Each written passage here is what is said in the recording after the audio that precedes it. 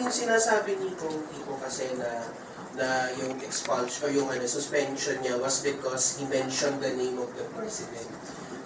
Dahil nga sinasabi niya na parang he's being silenced because of the president. Can you say this once and for all? Did the president influence you in expelling Congressman Barsaga? Kung titingnan po natin ang committee report, pinarusahan po si Representative Barsaga on 3 grounds. Unang-una, Republic Act 6713, Code of Ethics, of course, ang ating House rules under Rule 20, and finally, conduct on becoming of a member. So, tungkol po sa inyong katanungan, kung titingnan natin ang committee report, pati ang records, madalas po i-bring up dito ang freedom of expression. Pero kung bubusisiin po natin ang mga annexes na naka-attach, kung ano ang mga speech na dineliberate ng ating committee, of course, the freedom of expression, constitutionally protected right yan. Lahat tayo may karapatan sabihin kung ano ang ating mga hinaing. At mahalaga yan sa bawat demokrasya. Kung titingnan niyo po ang House of Representatives, binubuo po kami ng iba't ibang partido, iba't ibang pananaw, iba't ibang constituency. Ngunit, bagamat may mga pinagkakaiba kami pagdating sa pananaw, kami po ay professional pagdating sa isa't isa at meron po kaming respeto sa institusyon, pati po sa mga proseso. Ang House of Representatives, wala po sa amin kung meron kang oposisyon or kung hindi ka sumasang-ayon sa pamahalaan. Hindi po yung problema dahil karapatan po natin yan. What we are disciplining is conduct on becoming of a member. Kaya napakahalaga po ng ethics recommendation na na-adopt ng plenary because we have to draw a line between the genuine exercise of freedom of expression, ang totoong freedom of expression, kumpara sa conduct on becoming of an elected official. So to answer your question, dahil ba iba ang pananaw niya pagdating sa pamahalaan, yun ba ang dahilan? Hindi po. Kasi kung titingnan natin ang linalaman, kung genuine political criticism ang dahilan kung ba't siya tinanggal kung ba't siya sinuspinde sa Kongreso, ostentatious display of wealth, may mga larawan po and attached po yan sa complaint. Ang ostentatious display of wealth or ang pagpapakita ng karangyaan, wala naman yan kinalaman sa politika or political opinion.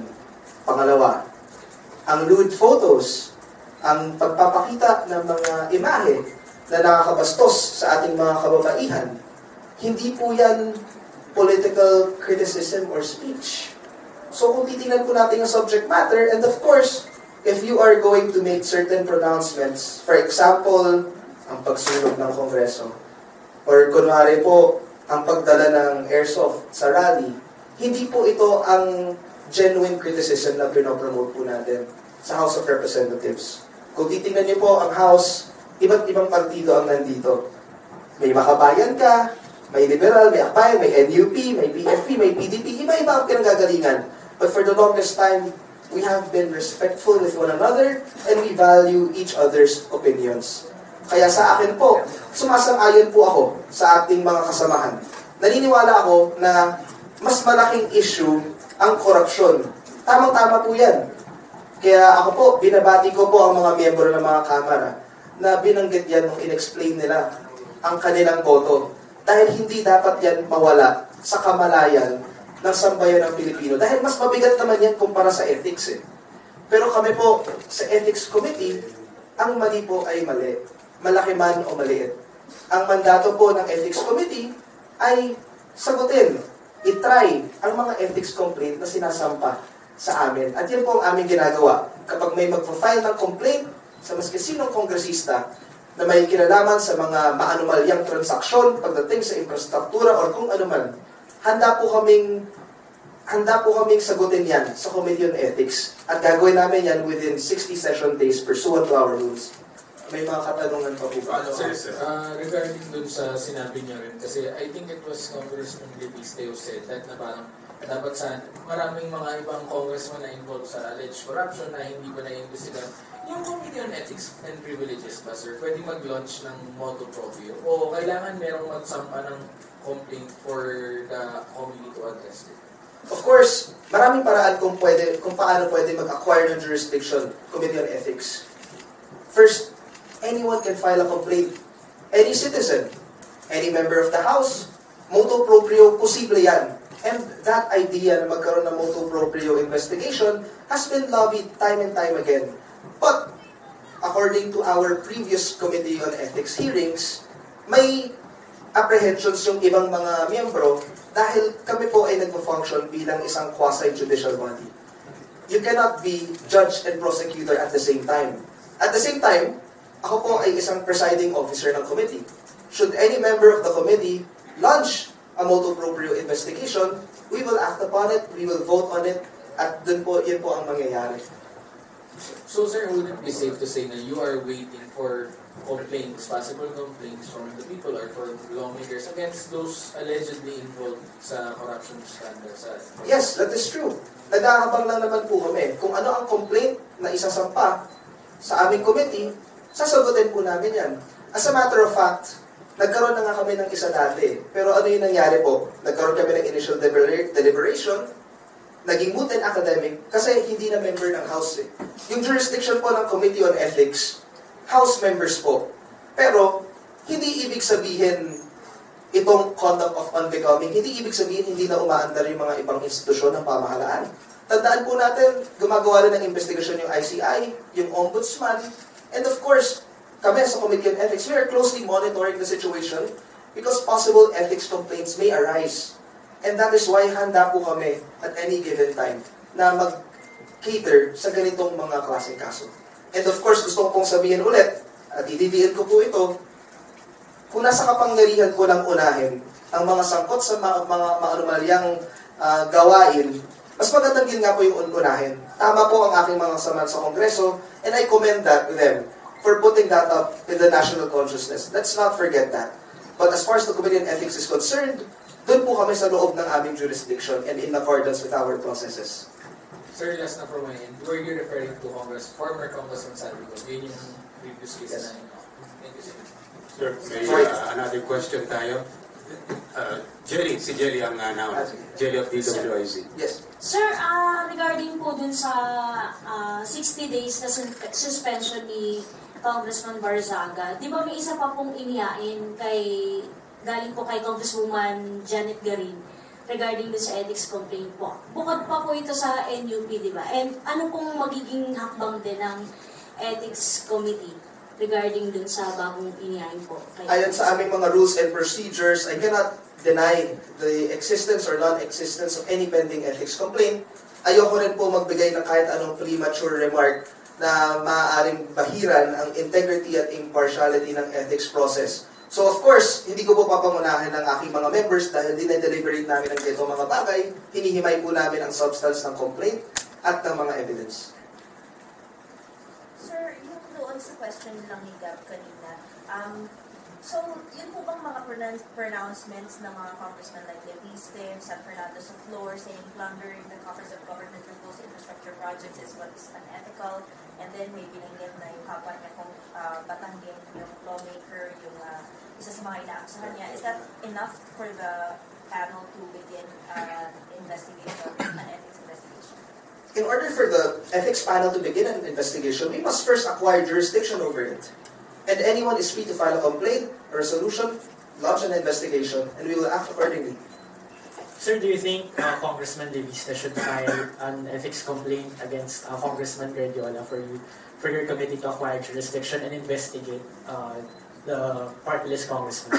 That would be his prerogative to do so, and we would be ready in the event that any case would be filed against any congressman. And of course, I would like to remind everyone that Committee on Ethics, it's a quasi-judicial and quasi-political function. Why would I like to highlight this? Quasi-judicial function siya dahil ang Committee on Ethics, guided kami by the contents of the complaint, by evidence, by the Constitution, and by our rules and procedure. Sa amin po, sa Committee on Ethics, meron kaming 60 session day time limit to conclude our hearings when it comes to addressing a case. So, should an ethics complaint be filed against any member of the House of Representatives, handa po kaming tanggapin ito, And maganda po na naka-attach lahat ng ebidensya ng complaint para at least ma-actionan natin yan in accordance with our rules. Sir, aside from Congressman Kiko Barzaga, may iba pa po bang kongresista na may kinakaharap na reklamo ngayon sa Ethics Committee? Like I said a while ago, the Committee on Ethics, under our rules, all its proceedings are considered classified in nature. But one thing I could assure everyone, wala po kaming backlog sa Committee on Ethics. Natatalakay po namin lahat ng mga case na na-file sa amin. And tuwing meron pong nagpa-file ng complaint laban sa isang mambabatas, kung sakaling may mga defects, binabalik po namin to sa complainant para i-correct po nila. Kaya mas sino po pwede mag-file ng complaint laban sa kahit sino mang member ng House of Representatives. Congressman, sino po yung 11 na nag-abstain kahapon? Ay, hindi ko rin po alam kung sino. I see they never got a copy of the Another question? Okay. Po, you said nga po na yung ethics ko, first off, minadali niyo po ba yung judge, yung parang decision ng kay Barzaga? Kasi parang ang bilis nung pangyayari. I mean, he was only, na-file lang yung complaint only a few months ago and then parang ang bilis kagad ng decision. Why the haste? I mean, do you think once it's a hasty decision, may natutos ba na the decision was going to be enforced? Just to be blunt about it. The Committee on Ethics, nag-acquire kami ng jurisdiction, natanggap namin yung complaint September 17. Mahigit 2 buwan. And during this time, nagkaroon po kami ng extensive and exhaustive deliberations. Kung tatandaan niyo po, nung nandun kami sa initial deliberations ng complaint, late si respondent Barzaga dahil napuyat siya, still, we allowed him the time to present his personal defenses. Nung nagkaroon po tayo ng adjudicatory hearing, nag-file siya ng motion for postponement. Kasi may sakit po ang kanyang abogado. Yung ginawa po ng committee, nag-schedule kami ng special hearing para masigurado na nandun yung karapatan niyang i-cross-examine ang testigo ng mga complainant. As a matter of fact, i-share ko na rin po, throughout the duration of these proceedings, there were some members na napofrustrate na rin. Kasi nandyan yung complainant, kompleto yung mga tao, kung late man yung respondent or absent, may mga kasamahan tayo na sinasabi, ba't hindi na lang tayo mag-judgment on the pleadings? Committee on Ethics members, we made it a point na mag-schedule kami ng extra time para sigurado po na ang respondent sa ethics complaint, masagot niya lahat ng alegasyon laban sa kanya. Dahil karapatan niya pong i-cross-examine yon at yun rin po ang mag-guide sa committee kung ano ang magiging pagpasya namin sa aming committee resolution. Kaya sa aking palagay po at sa paniniwala ng Ethics Committee, compliant po kami sa Constitution, 2/3 vote. Pangalawa, binigyan po namin ng pagkakataon na magbigay ng defense ang respondent, magpakita personally, kahit walang original scheduled hearing, nag-schedule tayo ng special hearing para mapakinggan ang kanyang panig. At sinisigurado, gusto po pong sabihin sa ating mga kabayan at sa mga ating kasamahan na sa bawat mambabatas na haharap sa isang ethics case, yun po ang sisiguraduhin ng Ethics Committee. Kailangan kompleto po ang ating mga records at ginagalang ang karapatan ng bawat isa. Last question on my end. Kasi right now, the backlash right now is on your committee. Kasi parang pakiramdam nila, pinanigan ninyo yung mga kurakot na sangkot sa flood control while Barzaga, who is speaking openly against corruption in the Marcos administration, siya pa itong na-suspend ng House of Representatives. So, parang ang dating is let's be blunt, the crocs protecting each other. The crocodiles protecting each other. What's your thought on that? That's my last question. Gusto ko pong ipaalam sa ating mga kababayan, sabi ko nga kanina, nakikisa ako sa panawagan ng aking mga kapwa mambabatas at naniniwala ako, mas mabigat na parusa at mas maganda kung uunahin natin ang mga members ng Kongreso na sangkot sa ganitong mga anomalya. Mas maganda sila unahin kasi mas mabigat yun eh. Tama. So dahil mas mabigat yan, of course, kailangan ko po i-acknowledge kung ano ang limitations ng Committee on Ethics. And on my end po, malaking pagkakamali man yan o maliit, hindi po natin pwedeng baliwalain ang isa. Kaya nga po, naniniwala po ako na napakahalaga na i-hold natin accountable ang mga involved sa flood control corruption scandal. Pero gusto ko po ipaalam sa ating lahat, hindi po mutually exclusive ang pag-demand ng accountability sa graft and corruption and sa pag-demand ng proper conduct from our elected public officials. The Filipino people deserve good governance in all forms. We deserve accountability in all aspects of public life, whether big or small. Whether it's your involvement in enormous public infrastructure projects, kailangan mananagot ka dyan.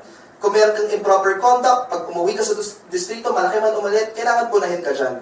Kasi taong bayan ang nagpapasahod sa amin. On the part of the Ethics Committee, handa po kaming cater ng ethics complaint laban sa mga ganong kongresista.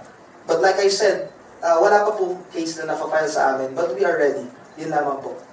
Could you please cite specific improper conduct ni Representative Barzaga? Because you said it's okay to criticize, but he had improper conduct kasi. Was it yung singing in the session hall or, like shooting in front of the faces of the cons? Okay, specifically po, inakalagay sa complaint, tatlo lang naman yan in essence. Unang-una, yung ostentatious display of wealth. You cannot count that as a genuine political criticism. It touches upon the conduct and decorum of a member of the House. Kung tatagalugin ko po, ang pagpapakita ng karangyaan, hindi po yan political na kritisismo. At labag po yan sa Code of Conduct ng House of Representatives. At wala po yung kinalaman sa lehitimong pag-criticize sa gobyerno. Pangalawa po, ibigay po ako ng pangalawang halimbawa, ang pag-post ng mga larawan na nakakabastos sa ating mga kababaihan. Wala ka po dyang kinikriticize politically. And of course, hindi na po yan parte sa trabaho mo bilang isang mambabatas, and it doesn't reflect well on the institution as a whole. Pangatlo po, of course, kapag meron kang inflammatory remarks na mag-degrade sa trust ng ating institusyon. For example, tulad ko po ng sabi kanina, if you would insinuate na susunugan ang House of Representatives, or kung magbibigay ka po ng mga kasabihan tulad ng pagdala ng airsoft sa mga protesta, hindi po yan tama. Like I said, kung titingnan po natin ang komposisyon ng Kongreso, iba't iba ang mga partido dyan, iba't iba ang constituencies, iba't iba ang pananaw. Ngunit, kapag kami po ay nagtatrabaho, meron kaming respeto at paggalang sa isa't isa. Kung meron silang kritisismo laban sa mga maski sino mang administrasyon, wala namang pinipigilan ang Kongreso dahil trabaho po natin yan. Ang mahalaga lang po, madraw natin yung line kung ano ang katanggap-tanggap bilang isang mambabatas na inhinalal ng taong bayan at kung ano po ang hindi. Kaya sa mga, kung ano man ang binoto ng ating mga kapwa mambabatas, whether it's a yes, a no, or an abstain, one thing is for sure, lahat kami may kanya-kanyang advocacies, lahat kami may kanya-kanyang criticism sa gobyerno, but we must do so within the bounds of what is acceptable conduct by an elected public official. So sir, yung pagkanta niya sa session hall, that wasn't an issue in the case? It was not part of the subject matter of the present case, yung case number 3 na final ng 29 complainants from NUB.